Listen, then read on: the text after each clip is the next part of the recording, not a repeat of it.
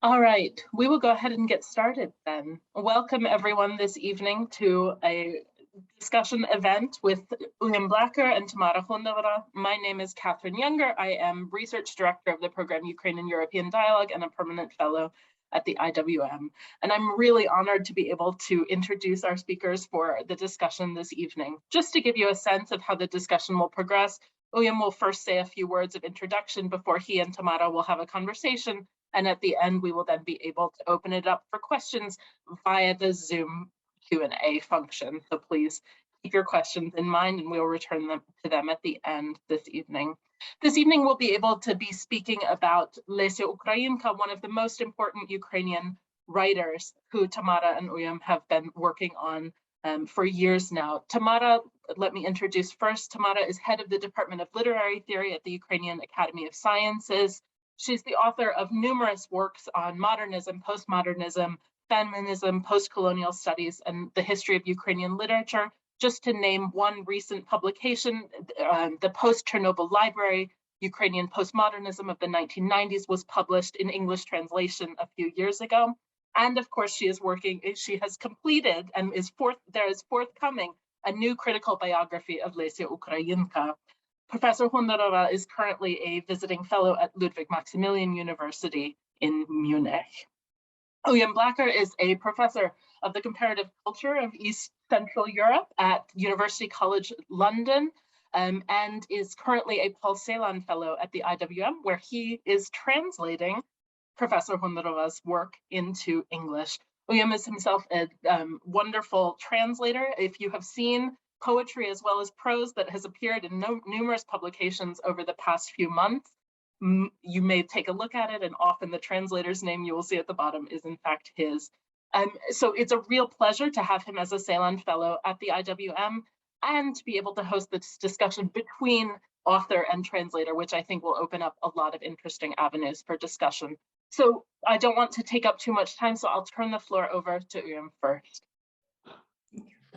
Thank you so much, Kate, for the introduction. And yeah, it's an absolute pleasure to be at the IWM on the Paul Celan program, and it's such a great opportunity to have to be here in Vienna and be with you all, but also to engage with Professor Hundorova's work in more detail.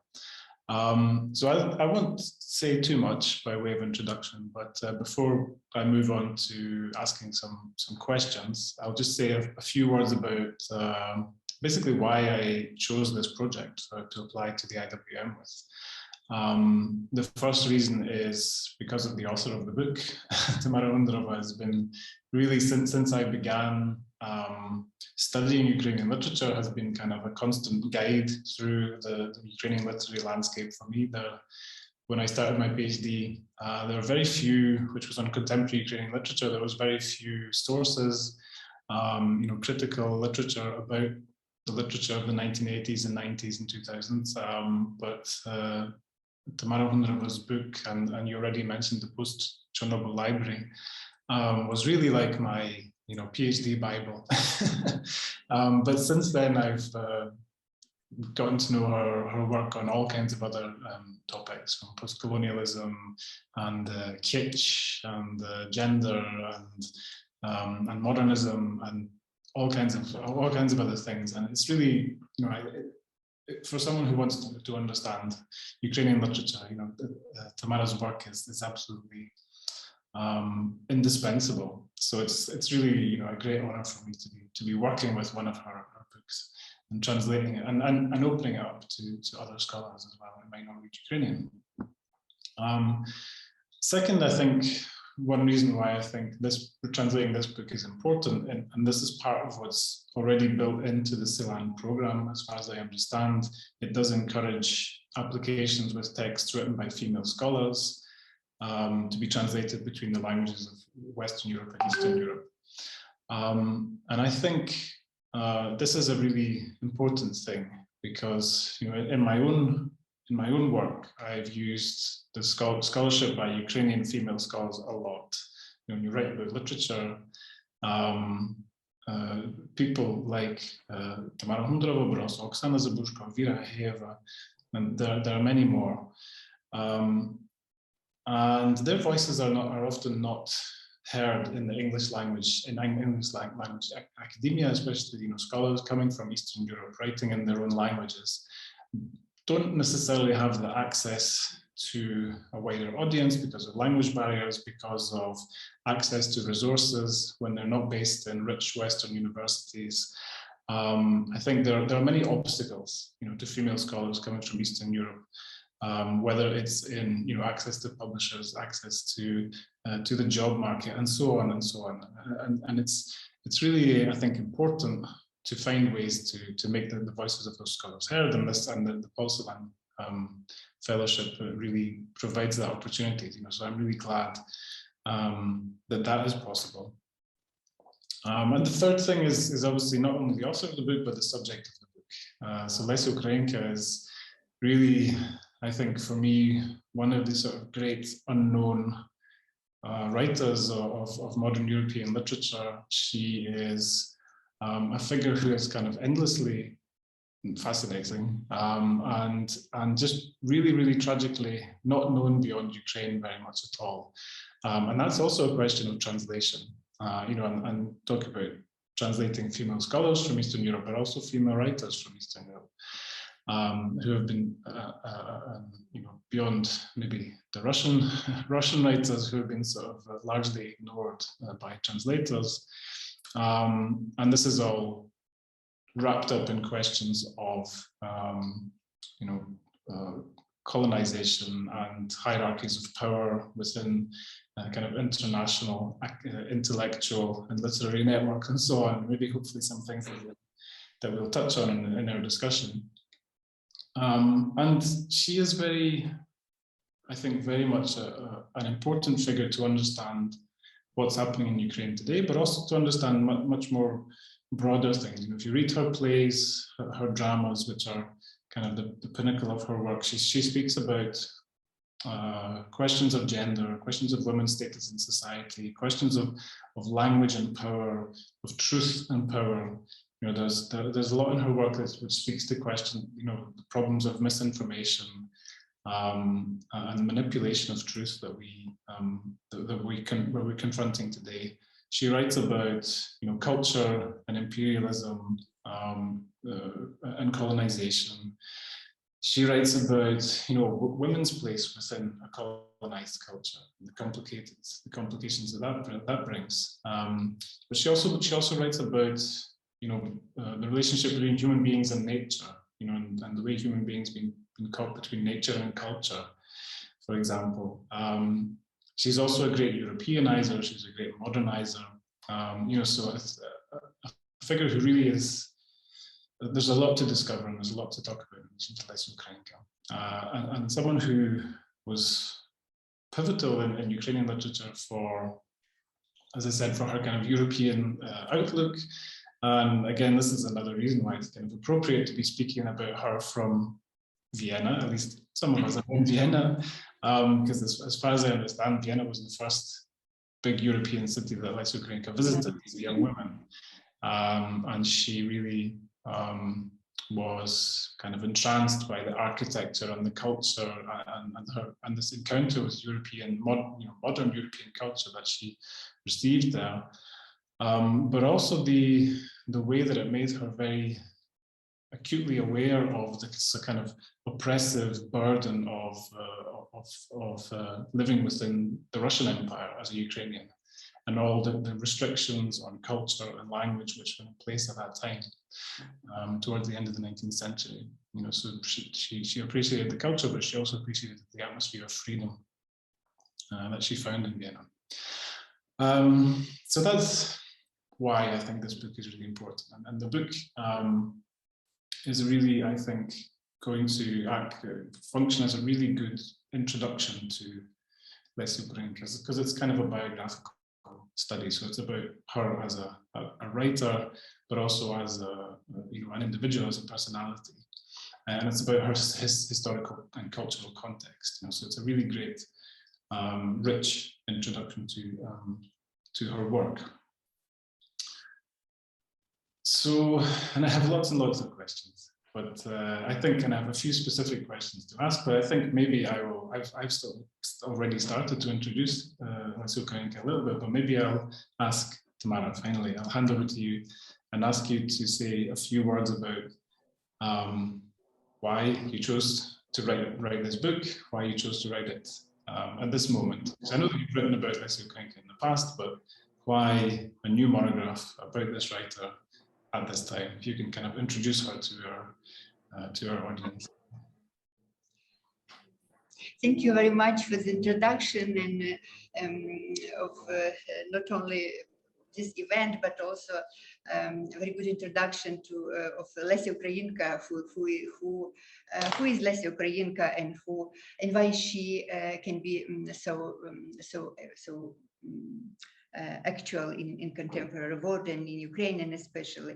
I'd like to send my deep gratitude to the Institute of Human Sciences and to Kate Junger and of course Uilleam Blacker, who initiated this discussion and who for his interest to my book and to my work as well. And thank you so much for so kind introduction. I would like to say the truth that I don't plan to write a book on Lesia Ukrainka. It's happened absolutely unexpectedly, and maybe I dedicated all the last year to Lesia Ukrainka, but I didn't expect it at all.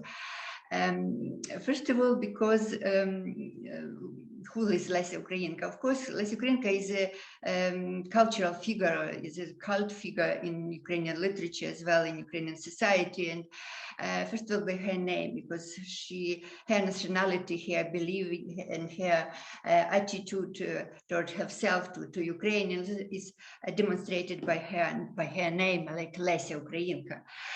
And I always was suspicious about how Lesia Ukrainka is known not only in the world but also in Ukrainian as well. Because of course Lesia Ukrainka, her work, the student studies in the school, starting from the school at the university. Also, we have many books and very interesting, of course. And you mentioned Oksana Zabushko, Viraheva, and many others. And during the 1920s, it was a whole period of interpretation of Lesia Ukrainka. Just only mention Andrei Khmara, Viktor Petrov, and Alexander Biletsky, and many others. But at the same time, I feel that there is something that we missed, and I mean, this is a kind of a biography of Lesia Ukrainka. We don't have a good biography by Lesia Ukrainka. So last year, as you know, maybe I just remind you that we celebrated 200th anniversary of Lesia Ukrainka. So, and Lesia Ukrainka, the conference, her portrait, her work, and her name was everywhere in TV and radio, on the street as well. We have many events and presentation, and so. I also was struck that I felt that I have to speak or to write something about Lesia Ukrainka, what I would like to say. So maybe this was only personal impulse that give me this a kind of idea to write something about Lesia Ukrainka. Also, I read a lecture about Lesia Ukrainka, and I also have some publication on Lesia Ukrainka and her interest to Gnostic philosophy, and Lesia Ukrainka and Nietzsche and anti-Christianity, I would say, and there are many other things. But the second maybe reason why I started to think and to write about Lesia Ukrainka was very trivial but very influential, as we see situation. Even the problem is the illness or disease. It was a corona. It was this that we had. And this, in some way, it seems to me, it started to influence some absolutely new view of our life, of our body, of the influence of how disease can influence our life, and especially the place, the disease plays in culture, for instance, the world culture during the many time and in different epochs.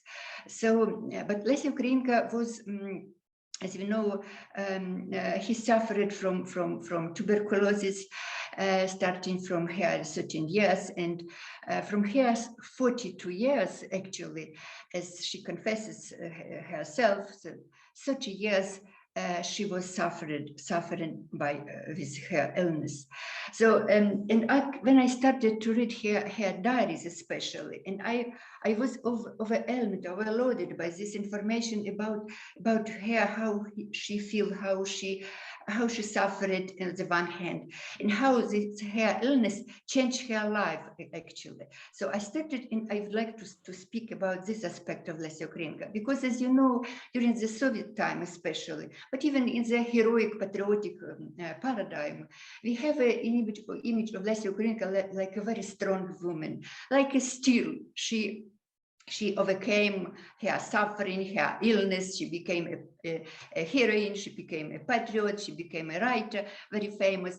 But nevertheless, she was, I would say, woman who had this illness. And her body also, and her the illnesses changed very much her attitude, her reception of life, her writing. It seems to me it gives her the possibility to travel and most of his life, or most of her life, she spent traveling for kurort, for the place, for curation, and so she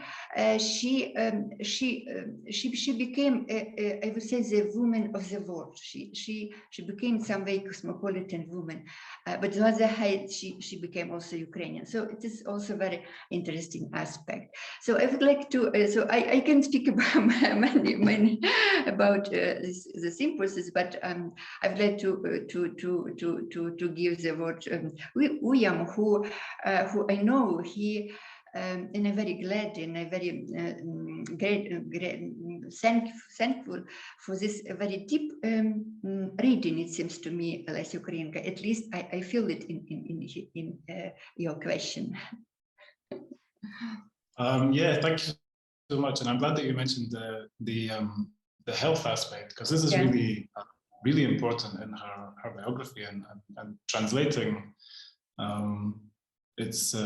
It's a challenge to translate because we're dealing with discussions of a specific kind of illness, and that's already a challenge itself, because there's lots of terminology and vocabulary, but it's also illness as people talked about it more than 100 years ago. So it's challenging, and it's very interesting to kind of compare the way that we think about illness and we think about the body and its limitations today, and the way the attitudes that come through in these, especially in the letters, but maybe also in Lesia Ukrainka's work, because she was very, very severely constrained and limited for long parts of her life by this illness.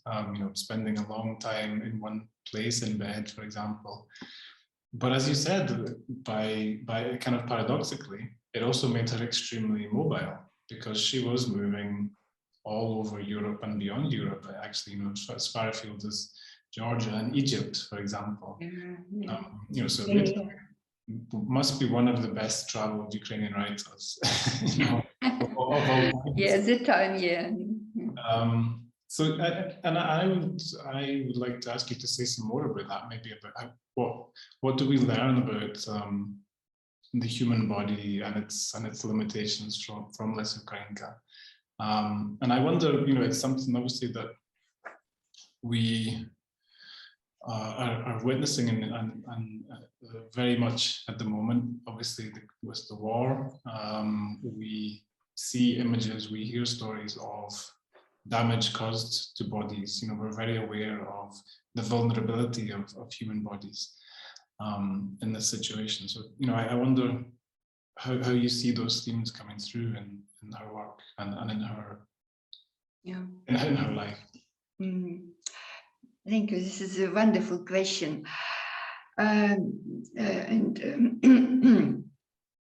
Of course, I try to compare the perception of the body in Ukrainian literature as well, and especially during the 18th century and 19th century, and also how Lesia Ukrainka speaks about the body.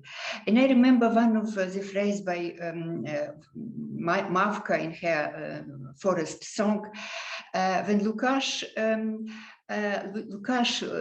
who is a representative of the human world, I would say, he suffers that he take off the body of Mavka because she transformed into a kind of soul. But Mavka said, "Oh, don't worry about the body. I can speak with my head, with my soul, and the people I have to speak, and the people young and old and different from different worlds, from different societies, they can come to me and I can speak." So for me, this is one of the metaphors that can explain. This is Lesia Ukrainka's attitude to the body and to the role of the body. But on the other hand, and I was struck because I felt and I discovered that Lesia Ukrainka conception of body is absolutely different that we have before in Ukrainian literature, because usually we have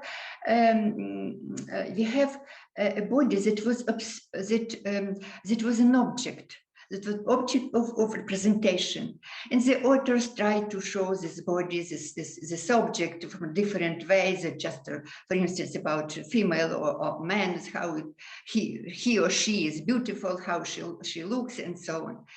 But it is also the option of the other who observes this body, and we very rare we have this body that represented like a subject, that subjectivated, I would say, that speak about herself, that became a part of personality.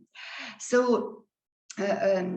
Because of illness, it seems to me, because Lesia Ukrainka had a few surgeries, and she spent quite a lot of time in hospitals as well, and she also met with medicine, with doctors, and she was very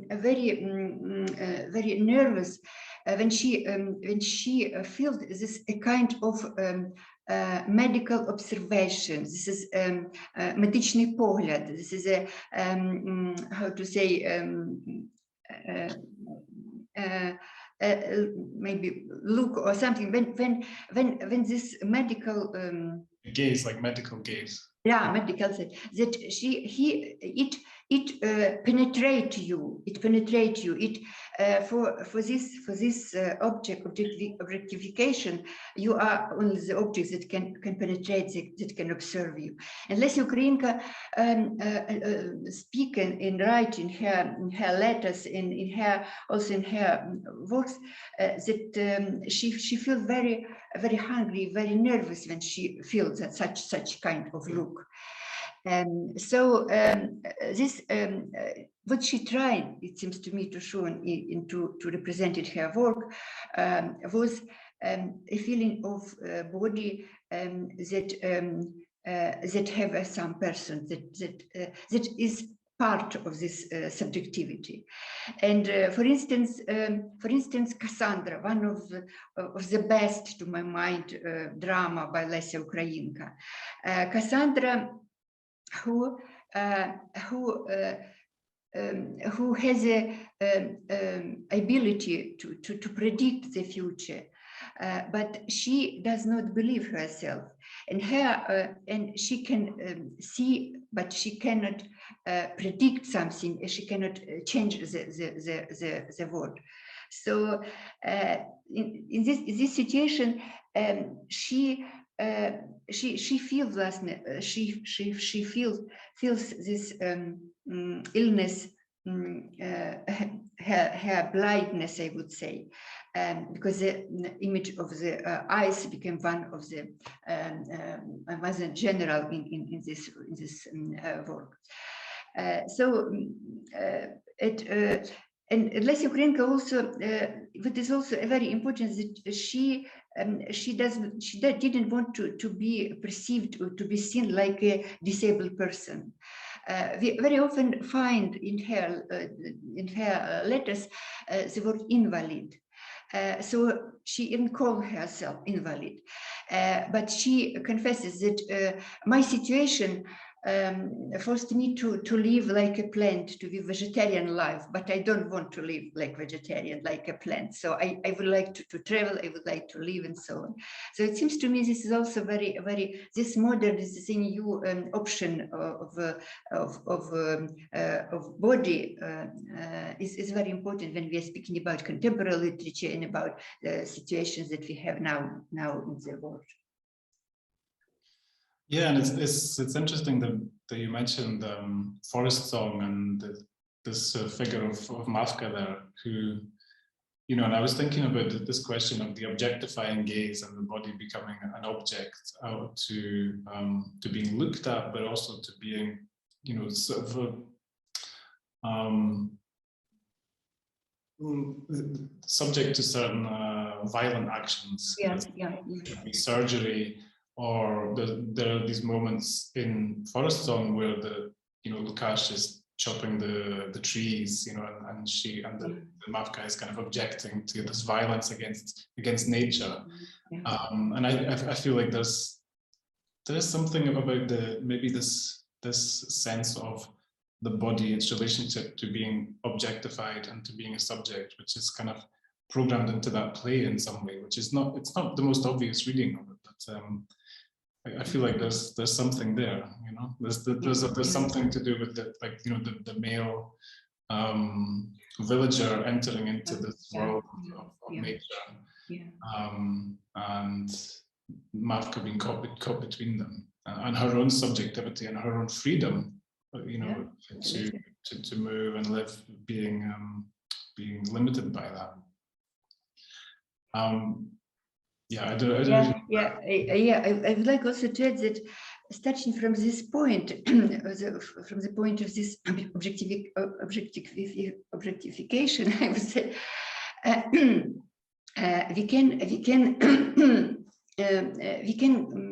we can go also to the problem of gender as well, to the place of women in history, in culture, because women usually was also such an object and not a subject of history, I would say. And Lesia Ukrainka also speaks about this in for instance in her Cassandra as well, when she speaks about unknown sacrifices and that unknown women conducted during the history, for instance. But the history was written with the name of heroes, of the victors, and it was mostly the male, not women.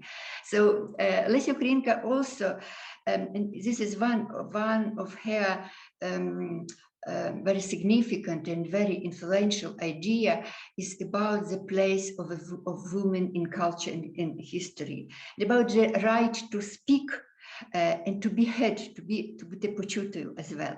So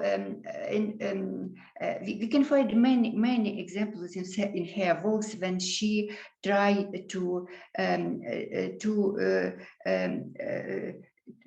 fight for this possibility, for this opportunity for women to speak, sometimes she even says about, for instance, how women can speak publicly, not only inside of her society, of her private life, but when the woman can speak publicly. And this is a question that she was interested very much. And from this, also the question of women as a writer, after authorship, female authorship in literature.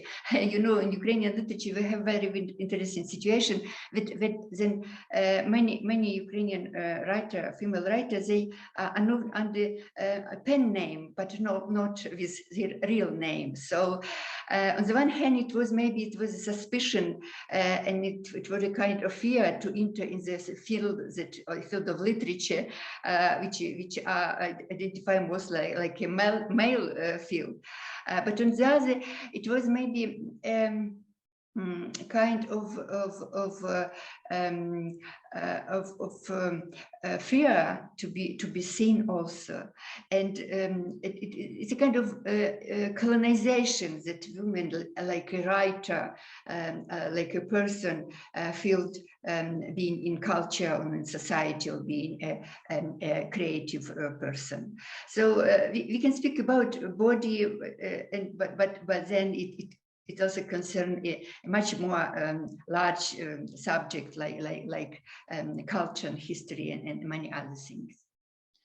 Yeah, absolutely. And that question of the voice, I think, is so important. It comes up in so many ways, like from the voice is a motif in Forest Song, but we have Cassandra and her ability to speak publicly. We have, like in the orgy, for example, there's the woman who wants to express herself artistically, but is caught in this very strange colonial situation, which makes it very difficult. And especially, I think Cassandra is interesting from this point of view. So this play, which tells the story of the siege of Troy from the point of view of Cassandra as an important female figure, and within that,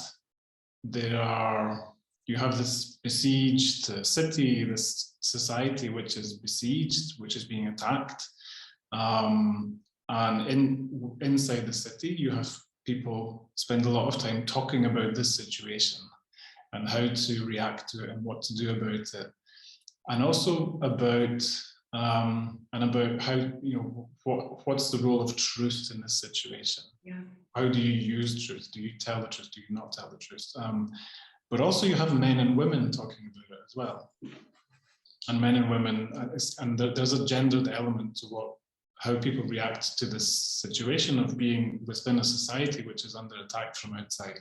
And it immediately makes you think, obviously, of what's happening at the moment, and what are the gender dynamics that are happening in Ukrainian society right now under attack? What does that situation do to what people can say in relation to the truth, but also how do men and women talk to one another in the situation? What are they saying? Different things. Is there a space for the women's voice in a situation where the kind of the most important position in society is the hero, is the soldier? So I mean, would you relate that play to the current situation in any way? What can it tell us? It's a difficult question. Yeah. You mentioned the word voice, and I also started to think about Lisova Pisня for Forest Song. This is a and of course we can speak also about not only about the voice, but about the presence of in the society, for instance, and also about the right to speak. I already said, but it is also to the right to be inscribed, to inscribe your name. So I would like to also, not only voice, but also the name was also very important for Lesia Ukrainka, as well as her name, because her name was given her when she was a child, a girl, by her mother, who also had a pen name like Olena Pchilka. It's very metaphorical, but I mentioned that many female writers in Ukraine, they are known under pen name. So for Lesia Ukrainka, sometimes we having a suspicion that maybe it was a kind of infantilization of Lesia Ukrainka. So she took this name, so she became, and she, like Lesia Ukrainka, she was limited to a kind of symbol, yes, to be representative of some idea, to speak about Ukrainian subject as well, mostly.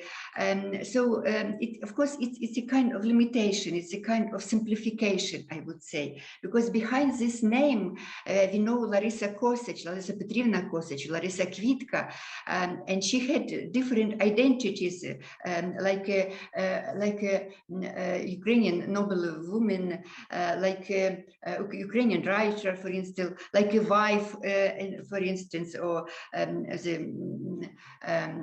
the women who travel to Egypt and many others as well. So. And what is also very interesting, it seems to me, this is a question that I don't have any answers. Why Lesia Ukrainka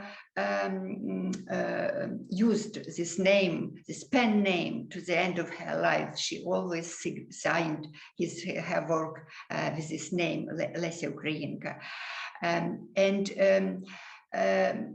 On the one hand, of course, this is a kind of national identity, and it is also very important, because Lesia Ukrainka, as we know it, is very also, I would like to mention that she was born in the family of Ukraine, noble family of Ukrainian, who possess a very strong national identity. And her uncle was Mikhail Dragomanov, whom she liked very much. And actually, she said that she is student.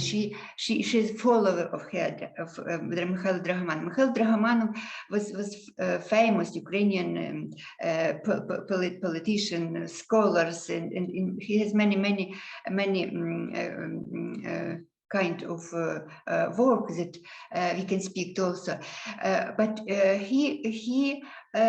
he also was a kind of a true European modern personality person.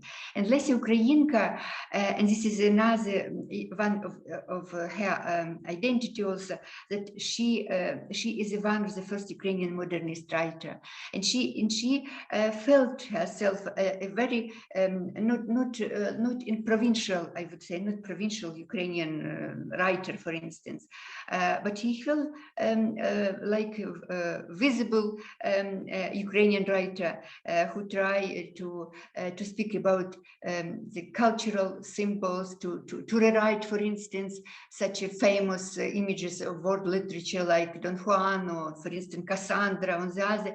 So she felt absolutely free in world history and in literature, and she tried to build a new kind of Ukrainian literature, modern literature. She had a very a whole program of translating different work of literature, of world literature, into Ukrainian. So behind the voices, behind the personal voices, behind this name that sounds like a very symbolic, and in some kind we can have suspicions that it is a very simple and a kind of symbolic identity. We have different hypostases of Lesia Ukrainka. And it seems to me, in this case, she is a true European modern woman during the 20th century, but she also can speak to us even today. And it seems to me we can find many thoughts that resonate very much with our as well. Yeah, absolutely. And that European aspect of her work, I think it's so interesting, and it really, I think her work represents this real moment of breakthrough for Ukrainian literature. You know, she sort of really brings in, like you said, in this such an impressive range of cultural references from all kinds of literature, from classical literature to you know, to modern European philosophy and so on.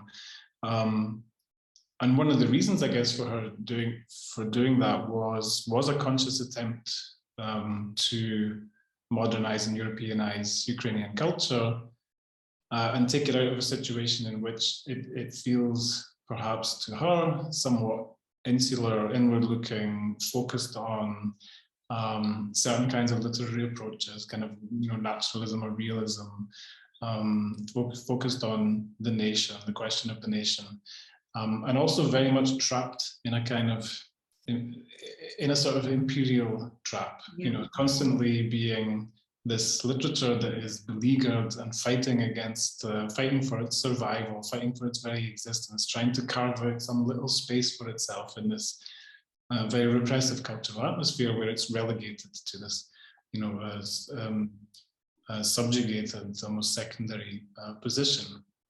You know, so that Europeanness had this anti-imperial, decolonizing type of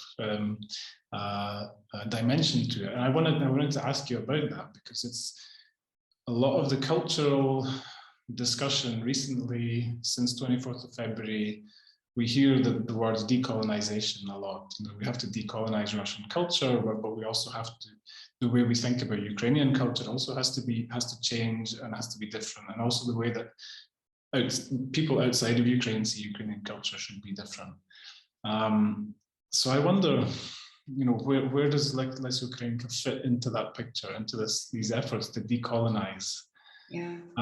I feel like, you know, she could be the kind of the patron saint of decolonization.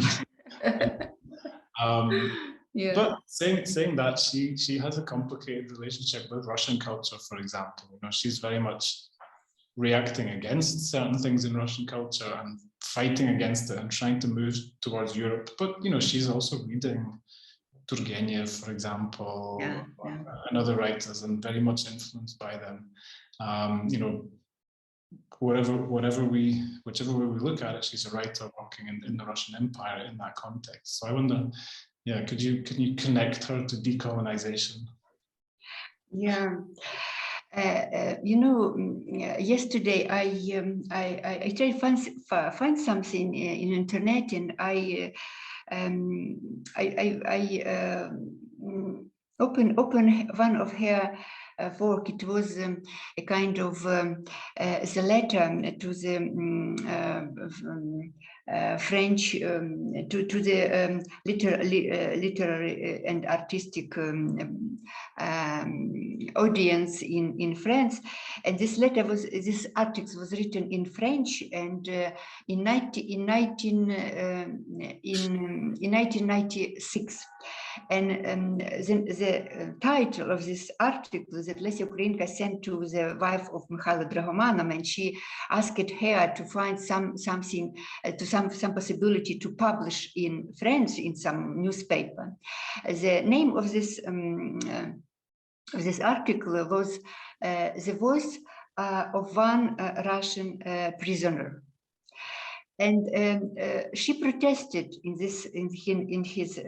her articles about the celebration of a new Russian Tsar, Nikolai II, who came to France, and many artists and writers and the other, they came to Versailles to greet him. So Lesia Ukrainka wrote about the despoty that Russia is, about the prison that Russia is, and because Lesia Ukrainka lived, as you know, most of her life in Kiev, and she was also born, and she was a citizen of Russian Empire. This is so she represents herself, and she feels herself like a prisoner in this state of this Russian state. So in this case, Lesia Ukrainka behaved like a real daughter, as sometimes he told by Drahomanov itself. What is also very interesting is the question of course, the status of Ukrainian literature. To my mind, Lesia Ukrainka's worldview and her creation and her consciousness was absolutely anti-colonial. She was struggling about any kind of despoty, and when she came the first time she came to Vienna, and she wrote in her letters to the brother that you feel, I really feel what it means to be free, what freedom is, and I feel like I have it's injured by this kandale of Russian Tsarism. So she feels this kind of freedom when she visited Europe, and she started to speak about the necessity for Ukrainian to be free, to break with the Russian tradition, to create own Ukrainian literature, where Russian culture cannot be perceived like a mediator between the world and Ukraine, between the different world and different languages. So this is one of the very strong position by Lesia Ukrainka, that when he speaks that the Ukrainians and Ukrainians youth, students as well, they should learn foreign languages. And they should translate from the original, not through the Russian languages. And Lesia Ukrainka discussed this question very often in her correspondence with Drahomanov and with others as well. And she created the list of the authors that can be translated into Ukrainian. So this is also a very important aspect. And the other aspect is a kind of orientalization that she also felt very much when she was speaking about Russia. I just mentioned her drama Boyarinya, Boyar's wife. When she characterized the kind of this difference between the kind of democratic or free life in old Ukrainian during the Kosach times, for instance, and in Moscow, in metropole, in empire, where the women had no voices, they cannot be communicate. They can communicate freely with male, for instance, or to be present during some public event as well. So, and Lesia Ukrainka, with her heroine Oksana, she speaks, I feel here like in Turkey, because I feel like a prisoner here, like a woman from the East, from the Oriental woman. So this is very interesting, because Lesia Ukrainka has also many of her works.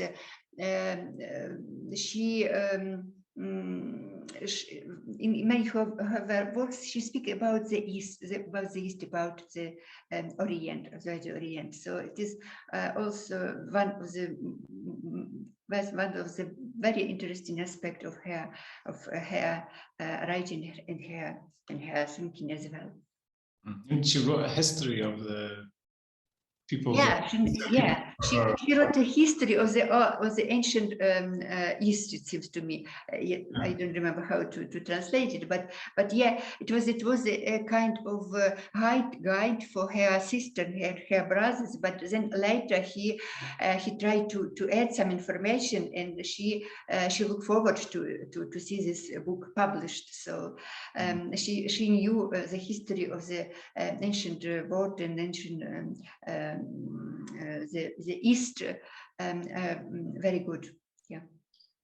And it was very interesting that you mentioned translation, because that's, I feel like it's in some ways that is one place where the contemporary situation and the situation back then overlap. You know, we see the same importance of translation in a situation where we do have this culture, this society, which is struggling to make itself known and understood by the world, which is kind of under an existential threat, you know, really physically, in a very real sense. You know, so I think about Lesia Ukrainka's translation activities, and I think what, you know, the collected volumes of her works. There's came out recently. There's one of the volumes is just her translations.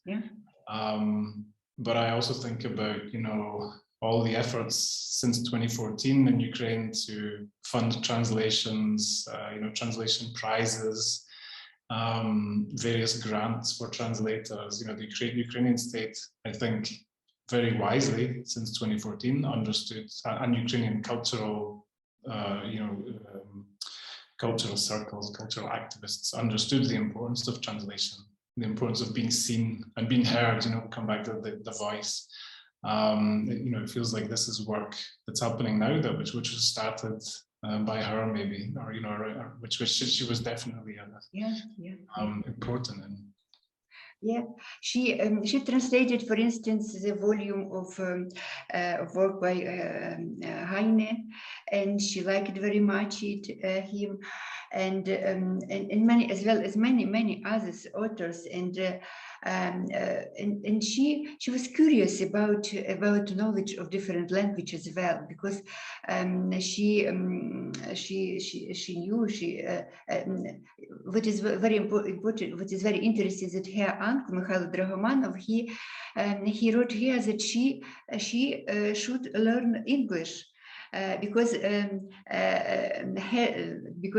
with this knowledge of English, she could have an access to the many interesting books and things. So and Lesia Ukrainka started to learn English. She attended the courses of English in Kyiv. And later, when she visited Mikhail Dragomanov, and she lived most of 1 year in the family of Mikhail Dragomanov. So when I'm talking about the influence of Mikhail Dragomanov, it really was an influence, because she can talk with him. She served like his secretary, and she used his library as well, and many others. So when she was in the family by Mikhail Dragomanov, she started to learn French also. So this article that I mentioned, and she wrote in French, and for instance, in her correspondence with a very close friend of her, Olga Kobylyanska, who speaks and even wrote freely in German, Lesia Ukrainka started to write even in German, and she asked it to forgive her some not perfectness of her German as well. So it is very interesting how she was open to this communication, to this modern world, to the different culture as well. She would like to know it, to understand it. And I was also impressed by the time when she was very sick, really, during the last year of her life, and she visited Egypt, and she wrote in one of her letters that she planned to write some stories about Muslim women, and she collects the materials for that, and even she started to write such thing. So this is amazing. This is very interesting. Her understanding of the word, like openness of the word. And of course, she, I told that I have an impression that she was really the person, the woman of the word. She feel very, very well. And she even gave a lesson in foreign languages and earning her money to spend the time in Egypt, for instance, when she was there. Thank you so much. And also, just only remark that you mentioned translation problem. I'm very happy to say that this is, it seems to me, this is a kind of the level of knowledge of foreign, the interest to the knowledge of foreign languages, and the translation, the interest to translation and translation programs that we have in Ukraine during the last year, during the period of independence. Was one of the effect of our cultural independence, I would say, and it made us visible in the world. And I'm very happy to see, for instance, in the bookshop, to see Ukrainian authors who are translated into German, French, or English as well. So it seems to me this is one of the way of the mean to be seen and to be heard in the world. Yeah, absolutely. I had the pleasure last year of being on the jury for a translation prize organized by the Ukrainian Institute in London, which was themed around Lesia Ukrainka. And there were lots of submissions of Lesia Ukrainka's work for that, and they are going to be published fairly soon. So keep your eye open for the Ukrainian Institute. Wonderful. The Ukrainian London Ukrainian Review, it will be published in this journal. And an excellent translation of Cassandra by Nina Murray. Nina Murray was the people who know translators from Ukrainian will know Nina Murray, and she did a wonderful translation of Cassandra. So it's really fantastic. Okay, it is very, it seems to me it's very important. When we try and we translate not only contemporary authors, who this is absolutely understandable, but when we try to translate into different foreign languages, Ukrainian classical authors as well, because it's very important for the student to have for teaching, for instance, for introduction of Ukrainian, of history of Ukrainian literature, for creation of Ukrainian literary canon, and to represent it to the world. And I'm very glad that you mentioned the translation of Lesia Ukrainka as well. Yeah, absolutely. And as a teacher of Ukrainian literature, I also, I've been in a situation where for example, Lesia Ukrainka, her Crimean sonnets, Crimean poems, not sonnets, poems, which I couldn't find in English, and I really wanted them for my students, so I translated them myself for my students. But hopefully we'll have more and more translations of Lesia Ukrainka for poor lecturers and teachers of Ukrainian literature to work with. But I think that we should now give the voice to our audience and listen to any questions that they might have. So so everyone should feel free to. I think what I was told is that it's easiest to use the Q&A feature here. So please feel free to submit questions via that, or raise your hand and we'll figure out some way to give you the floor as well. But I want to thank you both. While people think about their questions, I want to thank you both for this really interesting conversation. And one of the things that strikes me so much, right, is all of these, you both kept talking about the paradoxes of Lesia Ukrainka, right? There's so many different ways in which she's embodying multiple things at once. I mean, this really strong contrast between illness on the one hand and vibrancy, not only the sort of image of strength, but also her openness to the world, this sort of go-get-itness, right? That she's not going to be stopped by that. I also, even the paradox that you bring up, Tamara, about the name, right? And the sort of simplicity or limitations that the name implies, yet this openness to the world, this cosmopolitanism that I think is so interesting. I wonder, my question while we're waiting for others is, I wonder if these paradoxes is part of what's contributing to these sort of difficulties of reception, right? Like if she then becomes harder to understand because of this. And I wonder if you could talk a little bit about how she was perceived by her contemporaries, but also down the line. Yeah, thank you. It's so good question. You are absolutely right that question of understanding of perception, Lesia Ukrainka's works during her time, for instance, was not so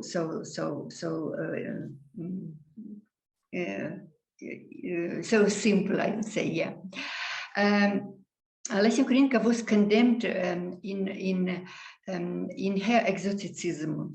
So because she has not many works that are dedicated to strictly Ukrainian subject, for instance, like Boyarinya, one of her dramas that was the action take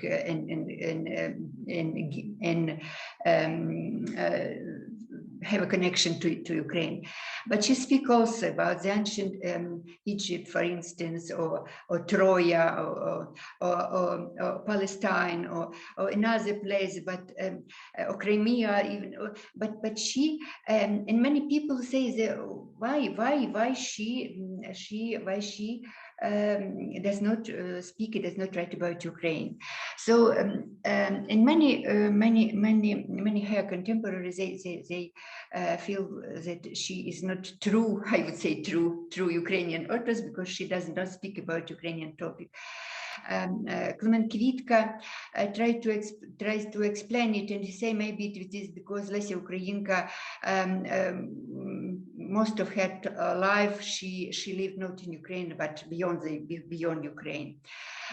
But it seems to me the much more serious problem is that Lesia Ukrainka was writing a new kind of literature that was the audience of whom was not only the I would say people or simple people or folk, yes, but she was writing about the subject for her intellect, for her intelligent Ukrainian readers.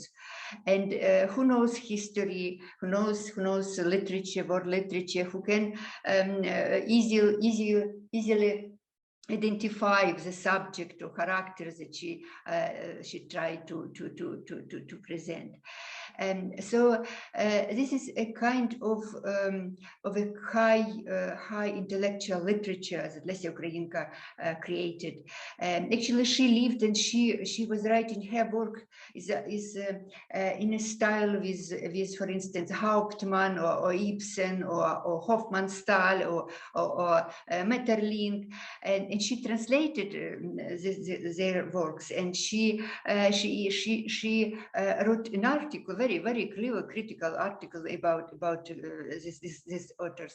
So this is very important that Lesia Ukrainka also created a new kind of reader, of Ukrainian reader, and it is a new kind of audience, a cultural audience, because it's a kind of also anti-colonial action, because usually Ukrainian literature starting from Kotlяревsky, so on. It was literature written in vernacular, and many say that, oh, you cannot express something very complicated feeling or character in Ukrainian. You need Russian to use Russian, and you can speak and you can write such kind of literature. But Lesia Ukrainka was the person like Franco and many others, Kulish as well.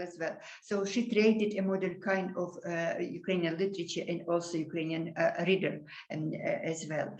And what is also very important, when Lesia Ukrainka's first drama, Blakitna Tроянда, Blue Rose, was staged in Kiev. in newspaper were published many very obraženih review that this is very interesting, because they say, oh, you know, this is decadent person and they speak in Ukrainian. How can it do? How it can be? They can speak about the simple thing, but not about so about Zola, for instance, or for instance about history or something like that. So Lesia Ukrainka broke this limitation of Ukrainian expectation from Ukrainian literature as well. It was also very important. Yeah, I mean, it's this very, like Kate said, there are many paradoxes that come up when thinking about Lesia Ukrainka, and one was this question that she was suffering as part of this this oppressed culture, this oppressed minority. But at the same time, what she was doing with that was not necessarily being valued and appreciated by the people on behalf of whom she was kind of trying to speak. Because I think even when she is writing about Troy or whatever, she's thinking about Ukraine. She's thinking about that situation. So she's kind of really, she was in many ways ahead of her time and ahead of her place almost in a strange way. I sort of find myself thinking about her in Vienna when she was here, and I wonder, did she think to herself, what would it be like if I was a writer, if I was a Viennese Austrian writer writing in German, and how would my literary life be different? And how would we think about her today? You mentioned her plays being performed. I think very few of them were performed during her life. Isn't that right? Or yeah. So I think if she'd been, when we talk about theatre, that's not just writing poetry. That's whole access to institutions and resources and funding, and these big public institutions. You can't just put anything on the stage. So and this speaks to the way that we, if we want to decolonize the way we think about literature and literary history, we have to understand those things about a writer working in one context and a writer working in a much more privileged position of power. And I think that's goes all the way through Ukrainian literature. But I keep still imagining who would she have been as a writer if she'd been, a German language writer or a French language writer. And then again, we get back into the question of feminism, right, and her gender, and is that then going to be a big limitation at play, which is also interesting, a totally different contextual thing. We did have one question come in over the Q&A, and it's a great question. Do you think there's a sense in which Lesia Ukrainka is being rebranded in Ukraine at the moment, especially in the school program, but also more popularly? There's so much focus on her suffering and not as much on her defiance. Maybe now is the perfect time to change that. Thank you for this question. Thank you for this question. I also agree. It seems to me during the last year when 200th anniversary was celebrated in Ukrainian, we can afford to rebrand Lesia Ukrainka. Yeah, absolutely. Because even the image of Lesia Ukrainka, I remember a big conference and big forum in Ukrainian home in Kiev. The title of this event was two faces or two names of Lesia Ukrainka, and it was very bright, very contemporary in a kind of Virgil pictures of Lesia Ukrainka in different images of Lesia Ukrainka. So it seems to me this is a kind of this is a necessity. This is a feeling of necessity to speak about Lesia Ukrainka as well as Ukrainian literature in another way. To go beyond some limitation and some stereotypes of Lesia Ukrainka, like very very very brave and very patriotic only writer, for instance, but go to the complexity of her writing, of her personality as well, of her text as well. And so it seems to me even Lisova Pisnya, for instance, song is much more complicated and much more complex work that usually it is translated, it represented in Ukrainian, it perceived in Ukrainian, for instance. So yeah, I agree. It's a time to rebrand Lesia Ukrainka. It's time to open Lesia Ukrainka and to reread Lesia Ukrainka because Lesia Ukrainka confessed that that I am почитаема, але не читаема. So she speaks that she knows her, but she knows mostly by her name, not by her works, for instance. And it seems to me the time comes that when we should, and it would be very great if you know Lesia Ukrainka not only by her name but her works as well. Yeah, I think this talking about branding Lesia Ukrainka, I think she has a great potential as a kind of literary export, for me, because she has a very clear visual identity in the visual documents of her. She's very striking appearance, and the way that she was used in those kind of artworks that turned her into various different kinds of figures. You see her on canvas bags these days, or on postcards or whatever. Yeah. She has that kind of Frida Kahlo iconicity. Yeah. But I think, but in the sense that she speaks to questions of gender and feminism and decolonization, this is a real cultural resource that Ukraine has that it should, export to the world, I think. And also, I would say, another thing that we haven't mentioned is the I see an environmental dimension as well. We talked about Forest Song, and there's a really interesting production of that, which the Les Corpus Theatre in Lviv does, which kind of combines the forest song, so the story of this forest, nymph creature who comes into human society because she falls in love. And so it's this kind of fairy tale premise, but it combines it with a sort of history of Russification and industrialization and Sovietization. So like the characters start to speak more Russian as it goes through the different parts of the play, and it really puts it in a different kind of context to give it this whole extra layers of meaning, which are not there in any clear way in the original at all. But in many ways, I thought, yeah, like what is reading Forest Song, this very complicated fairy tale like text, but which is very sophisticated, which is about the relationship between human beings and nature. In the post-Chernobyl age, and in the post-Soviet age, and in the post kind of Russification age, she also speaks to all those things and links them together.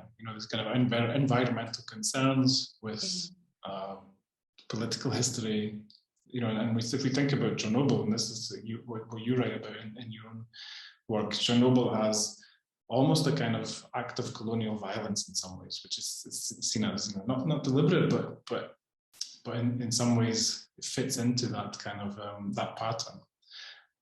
But also as an environmental, as a climate, relating to climate change and all those kind of things. So I think there are so many ways that we can read Lesia Ukrainka today.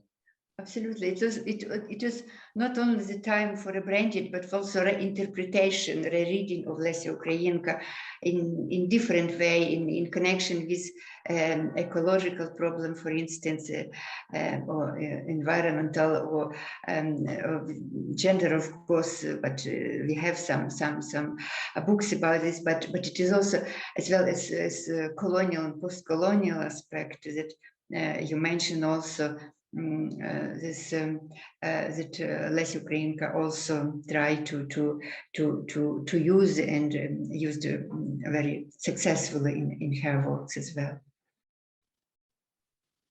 Yeah, absolutely. And then, I mean, the question of the name as well is something that has come up a few times, and that's something that I think we are going to have to discuss about the book. When I'm translating, and obviously I have to refer to Lesia Ukrainka a lot because it's her. But how do I refer to her in a way that's going to seem respectful? You know, and often, you know, George Grabovich, I think in one of his articles, he pointed out that we often we say Shevchenko, Franco, but we say Lesia. Yeah. And it's almost kind of strange to say Ukrainka as the way we say Franco writes this, Shevchenko writes this, Ukrainka writes it. It feels a bit strange. So I often find myself using the full name, Lesia Ukrainka, and I often kind of wish that actually I could just call her Larysa Kosach. Yeah. And it would be easier. Yeah, you know, when I write the book, I have the same problem. You know, I have a few variants of how to write. If you attempt to rewrite my book, because first of all, I would like to speak about Larysa Kosach, for instance, not Lesia Ukrainka, and then my editor and says that, oh, maybe no, we should also speak about Lesia Ukrainka, because she accepted this name. So I try to use both Larysa Kosach when I speaking of like a real person, but like about her biography as well. But when I speak about her literary creation and her literary activity, I use the name Lesia Ukrainka. But you know, I even today am not content with my attitude of naming Lesia Ukrainka, because it seems to me, to my mind, I would use mostly Larysa Kosach. Mm-hmm. So I understand very perfectly your feeling when you translated this.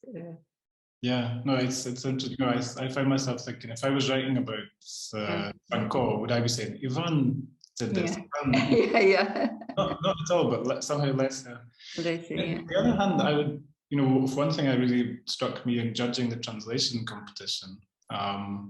And people, when they entered the competition, they wrote a little text about why they chose the text and what does it mean to them, and was really how people relate to Lesia Ukrainka in this very, very personal way, in this very kind of affectionate way, which I don't think you would find with other writers necessarily. You know, she's almost, and especially in its translation, so it was mostly women who were participants, and there seemed to be this really intimate, you know, just people on this on whatever level, they have this very personal connection.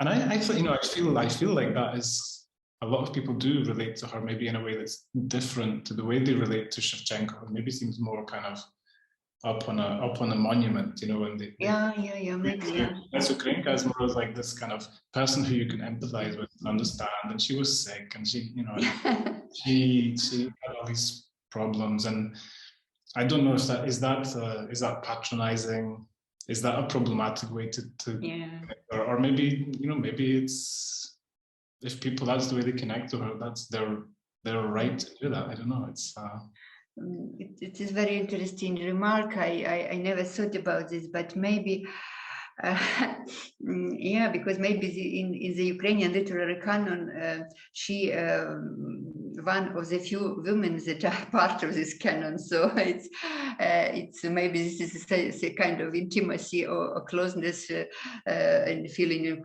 close connection to Lesia Ukrainka. But also maybe You know, it is also paradoxical, but you know that we have in Ukraine the prize named after Lesia Ukrainka, but it is a prize for literature for children. So in some kind, Lesia Ukrainka was constructed, her image was constructed like